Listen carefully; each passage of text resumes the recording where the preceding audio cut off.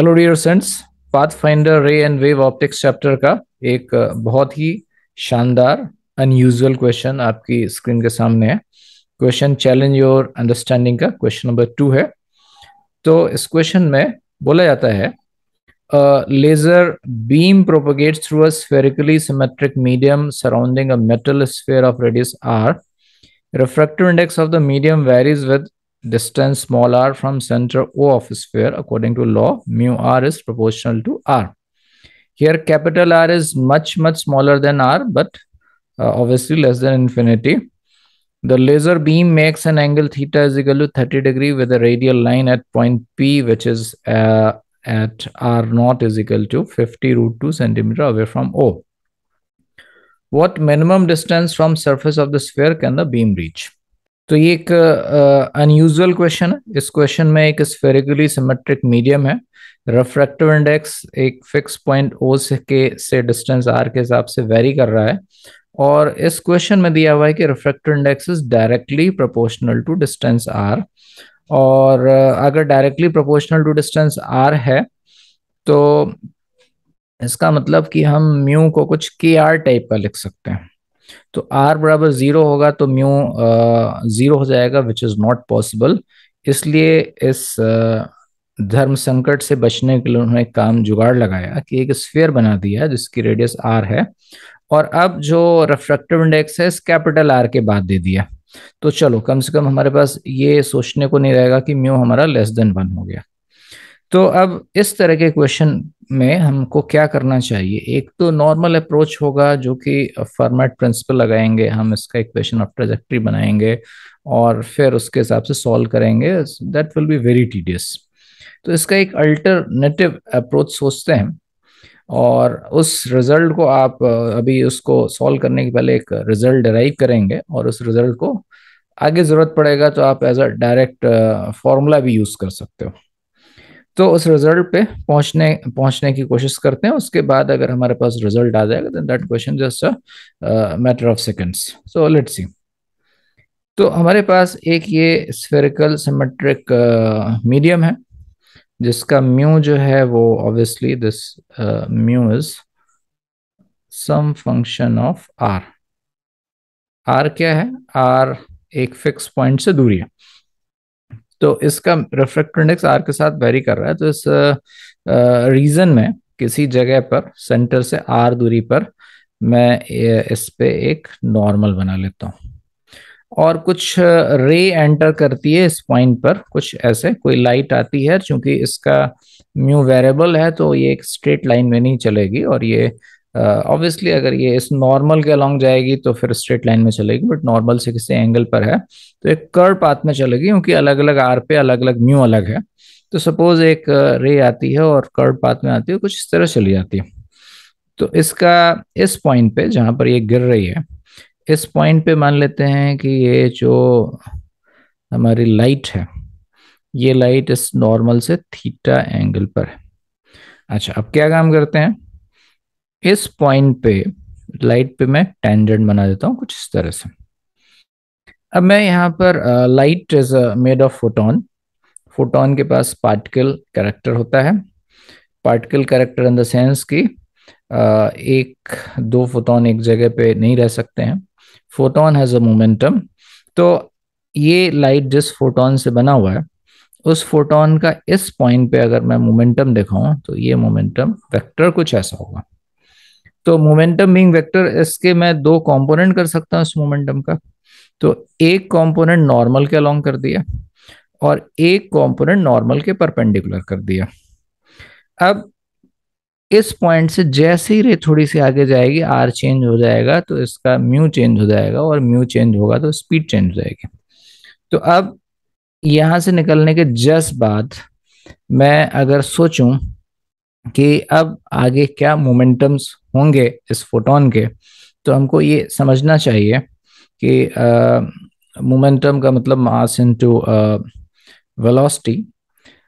Photon का तो मास होता नहीं, फिर भी हम उसके मोमेंटम को h बाई लैम्डा लिख सकते हैं। तो अगर मैं बात करूं तो इसका म्यू इस डायरेक्शन में चेंज हो रहा है, रेडियल डायरेक्शन में चेंज हो रहा है। और अगर म्यू चेंज हो रहा है तो फोटोन लाइट की स्पीड चेंज हो रही है, यानी कि मोमेंटम चेंज हो रहा है। तो जो भी मोमेंटम का चेंज होने वाला है वो इस नॉर्मल के अलोंग होने वाला है। नॉर्मल के परपेंडिकुलर मोमेंटम का चेंज नहीं होगा, क्योंकि हमारा मीडियम जो है वो स्फेरिकल सिमेट्रिक मीडियम है और रिफ्रैक्टिव इंडेक्स आर के हिसाब से चेंज हो रहा है। तो रेडियल डायरेक्शन में स्पीड चेंज हो रही है, तो रेडियल डायरेक्शन में मोमेंटम चेंज हो रहा है। यानी कि जस्ट आफ्टर इस आर से थोड़ा सा आर प्लस डी आर जाने के बाद मोमेंटम बदल जाएगा। उस बदले हुए मोमेंटम का टेंजेंशियल कंपोनेंट वही रहेगा और नॉर्मल कंपोनेंट चेंज हो जाएगा। यानी कि अगर ये इस जगह पर कोई मोमेंटम वेक्टर है, उसका ये टेंजेंशियल कंपोनेंट है, ये नॉर्मल कंपोनेंट है। जैसे ही यहां से थोड़ा सा आगे आर से आर प्लस डी आर आया, मोमेंटम बदला, उस मोमेंटम बदले मोमेंटम का टेंजेंशियल कंपोनेंट वही रहेगा जो पहले है, और नॉर्मल कंपोनेंट चेंज हो जाएगा। अब आप जरा क्लासिकल मैकेनिक्स से देखो, ये इनिशियल मोमेंटम के ये दो कंपोनेंट, फाइनल मोमेंटम के ये दो कंपोनेंट, ये कंपोनेंट चेंज हुआ, ये कंपोनेंट चेंज हुआ। इसका मतलब कि इस फोटोन पर फोर्स किस डायरेक्शन में लगा। ऑब्वियसली फोर्स बराबर delta P by delta T, यानी कि इस फोटोन पर जो फोर्स लगा वो नॉर्मल की डायरेक्शन में लगा। That is very clear. अगर फोर्स नॉर्मल की डायरेक्शन में लगा और ये स्फेरिकली सिमेट्रिक रीजन का सेंटर है, तो इसका मतलब क्या मैं बोल सकता हूं कि इस फोटोन पे ओ के अबाउट टॉर्क जीरो है क्या? क्योंकि फोर्स जो लग रहा है उस फोर्स की डायरेक्शन नॉर्मल के अलोंग ही है। तो अगर टॉर्क बोला जाए तो टॉर्क आर क्रॉस एफ, और फोर्स और आर वेक्टर एक ही डायरेक्शन है, टॉर्क जीरो हो गया। तो मैं ये बोल सकता हूं कि इस फोटोन पे ओ के अबाउट टॉर्क जीरो है। और टॉर्क होता है rate of change of angular momentum, यानी कि मैं ये बोल सकता हूं कि angular momentum about the centre of the spherical symmetric region is conserved.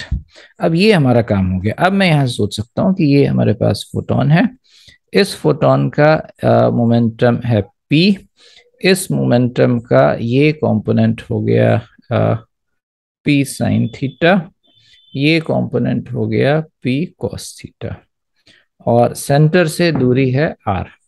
तो मैंने बोला कि चूंकि इस पे टॉर्क अबाउट सेंटर जीरो है, यानी कि एंगुलर मोमेंटम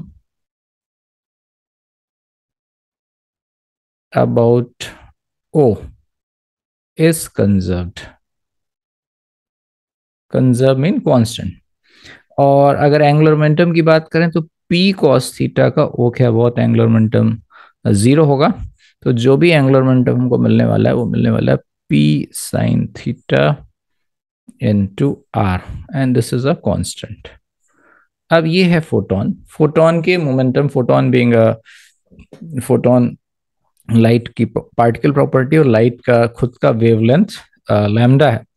तो इस फोटोन के मोमेंटम को हम लिख सकते हैं h बाई लैम्डा, इधर से sine theta, this is constant.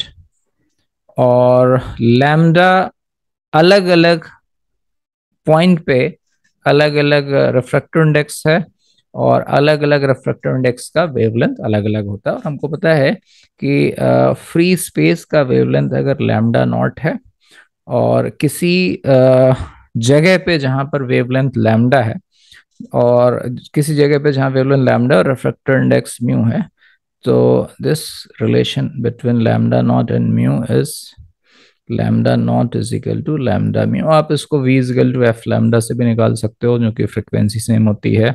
एक पॉइंट से दूसरे पॉइंट जाने पर सिर्फ वेलोसिटी और वेवलेंथ बदलती है, तो यहाँ से हम इसको ड्राइव कर सकते हैं। तो अगर मैं ये लिख दूं तो हो जाएगा हमारे पास आर एच, लैम्डा की जगह मैं रख दूंगा lambda naught by mu sine theta, इधर से कांस्टेंट। अब लैम्डा नॉट तो फ्री स्पेस का वेवलेंथ है, वो तो एक कांस्टेंट वैल्यू ही हो गई। तो इसका मतलब कि मैं ये बोल सकता हूं कि अगर कोई लाइट किसी स्फेरिकली सिमेट्रिक मीडियम में चल रही हो जहां पर रिफ्रैक्टिव इंडेक्स आर के साथ वेरी करेगा, तो मैं एक रिजल्ट यूज कर सकता हूं mu r sine theta is a constant. और इसको आप आगे कभी भी ऐसा क्वेश्चन मिले तो इसको डायरेक्ट यूज करो, बहुत ही फास्ट हम इसका आंसर निकाल सकते हैं। और यही काम अब मैं इस क्वेश्चन में करने वाला हूं। तो हमारा इस क्वेश्चन में जैसा दिया हुआ था इस तरह का एक फिगर था। तो इसमें लाइट इस पी पॉइंट पर एंटर करती है। इस तरह का ये जो डॉटेड लाइन है, ये डॉटेड लाइन ऑब्वियसली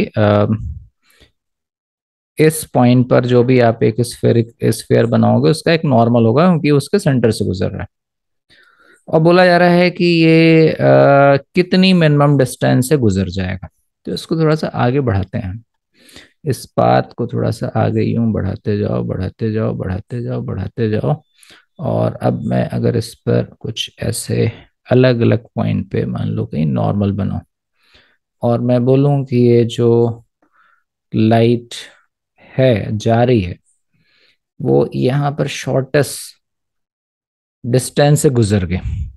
अगर शॉर्टेस्ट डिस्टेंस से गुजर गई इसका मतलब कि अगर मैं यहाँ पर टेंजेंट बनाऊं तो क्या ये जो टेंजेंट है इस नॉर्मल के परपेंडिकुलर होगा, यानी कि एंगल 90 डिग्री नहीं होना चाहिए क्या।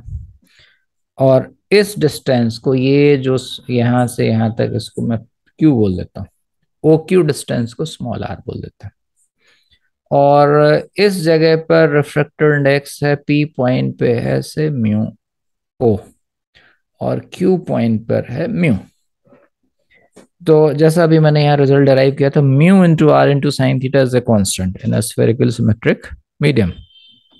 म्यू ऑब्वियसली उस जगह का रिफ्रैक्टिव इंडेक्स है, आर सेंटर से दूरी है, थीटा क्या है, जो भी लाइट है उस लाइट का, है ना, नॉर्मल के द्वारा बनाया हुआ एंगल है थीटा उस जगह पर।